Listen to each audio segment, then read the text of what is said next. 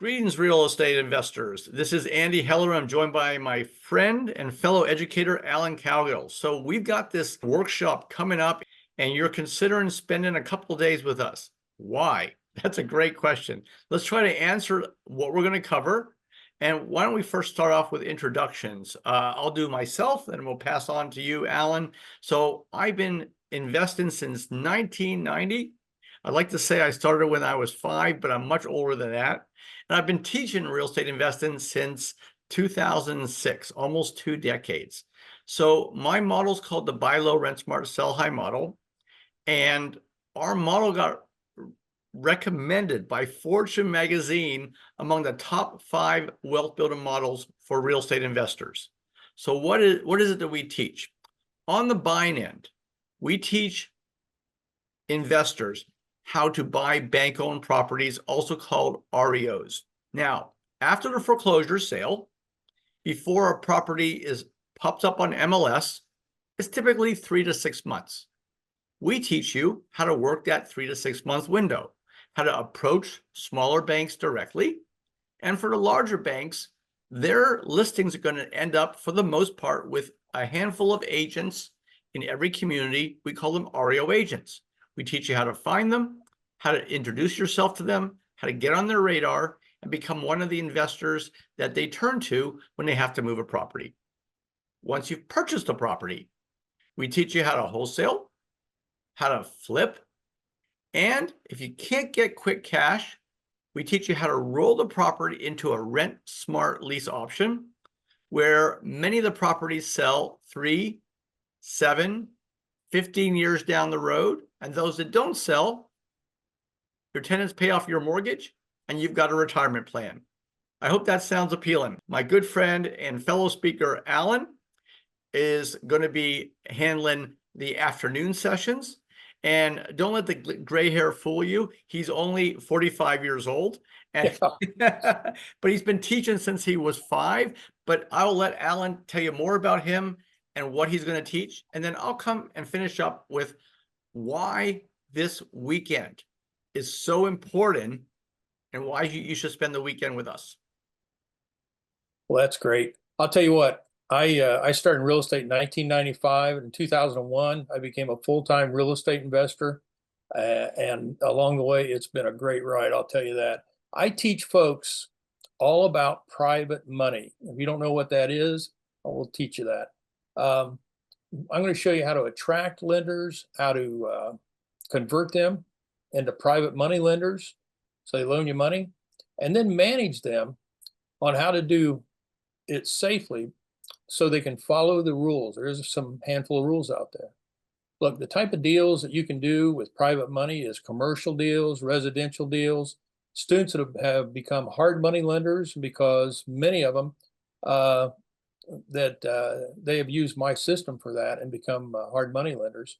Note buyers use my system, and you can even buy your own home with private money. And when I go to California, where Andy lives, sometimes I get movie producers also. So that really kind of surprised me when I did that. So the list goes on and on. My students, over the lifetime of my workshops, on the first day of the event alone, have amassed over $500 million of private money. It's real. It's awesome. So how do you get private lenders? Well, my first private lender was my mom.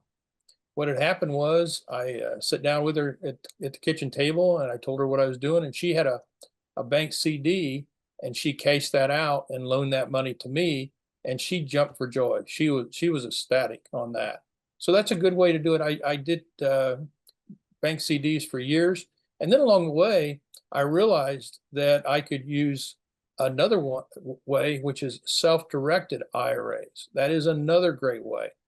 And that provided another stream of income for my students and I. In August one year, I had a massive amount of private money, and it just shocked me how much money started to come in. And in less than a year, I did over 50 properties. So what Andy is talking about, we talked about it at Hand in Glove, where we fit together, where he does his stuff, and then I bring the money in. And it's just been great for everybody. And folks need to sign up for this. Andy, I'm going to turn it over to you. Yeah, let me just kind of take what you just said and summarize it, Alan. You know, at these workshops that we've been doing for 20 years, I think the number one reason that somebody who's there and is interested doesn't invest is they don't have the ability to get an investor loan from a bank, or they don't have the cash to invest. They have the desire, but they don't have the capital. Is it a fair statement, Alan, that raising private money is probably the single greatest way for investors who want to invest in real estate but are not starting out without the capital to get started out of the gate? Is that a fair statement? That is a fair statement. And it is awesome when people get into this and they find that they can get private money. It changes their whole life, and just amazing at how it works. So just so important people get private money, because going to the banks and hard money lenders, those are tough, and some people have not be able to go through. But with private money, you get to set the rules. Yeah, So and let me make a comment, because while we are both fellow educators, I've been at Alan's seminars focusing on private money, everybody. And to be frank, he didn't do himself justice with his introduction. The bulk of capital oftentimes comes from people you don't even know. So in Alan's situation, he went to mom, okay? He went to his self-directed IRA. What he teaches for those of us who don't have family immediately or friends to help out is how to go out in the community, announce yourself as an investor, get people eager enough to give you capital, but to manage this in the right way that you are in compliance with the SEC, and you can do it and do it the right way and the legal way. So when Alan talks about $500 million, this isn't about going to mom. It's about going to people you don't know, raising the capital so you can invest today instead of waiting down the road. Is that a pretty fair statement, Alan? 100%. You got to make sure that you know the rules, like I said a little bit ago. So you don't want to jump out there and go on your own. You need to get the training, and that's so important. And I spend a lot of time on that, and my students really are grateful because I do that. Great. So both Alan and I, jokes aside, we're not that young any longer. We've been investing for each of us for over 30 years. And if there's one thing I've learned in real estate investing, is that history repeats itself. Now let's look at history. And those of you that are younger, maybe you can take what I'm about to say right now, talk to mom and dad, and they'll verify that this is the way history is played out. In the late 80s, there was a savings and loans collapse that was followed by an adjustment in real estate, call it a real estate reset. And that produced a period of 1 or 2 years where investors could buy property below market at crazy discounts. And then property began to appreciate and there was a recovery. Guess what happened in 1999? The dot-com bubble burst, whoop, followed by a couple-year recession. And again, investors who were active in those recessions, in that recession, were able to buy property at considerable discounts over what real estate sold for just months or years earlier. Guess what happened then? In 2000, we had rapid appreciation. And in August of 2008, we had the Lehman Brothers collapse, which triggered the Great Recession. And we had basically, again, a real estate reset. And property could be acquired, depending on what part of the United States you lived in, between 20 and 50% below market for 2 to 4 years. And most of those deals were bank-owned properties. Now, let's go and look at this and see if there's a pattern. Every 8 to 12 years, there's a real estate reset, values fall, bank-owned properties and deals skyrocket, and investors who are able to buy in those 2 or 3 years can buy at 20, 30, 40% less than what properties went for just before the reset. Now, here we are in 2025, and it's longer than the 8 to 12 years. what's happened, everybody? Well, I'm not an economics major or a professor, but most of the those who follow the economic trends and study them and are much smarter than me, they are of the opinion that the reason a reset did not happen in 2020 is because of COVID. Not because of the virus, but because as a result of the COVID and the threat to the global economy, countries around the world pumped cash into their economy. And in our country, if you put $7 trillion in the US economy, whatever reset was going to happen in real estate, the stocks, venture capital market, it all gets delayed. And there are many that feel that that delay is going to result in a reset that is even more significant, with an opportunity for investors that could be generational.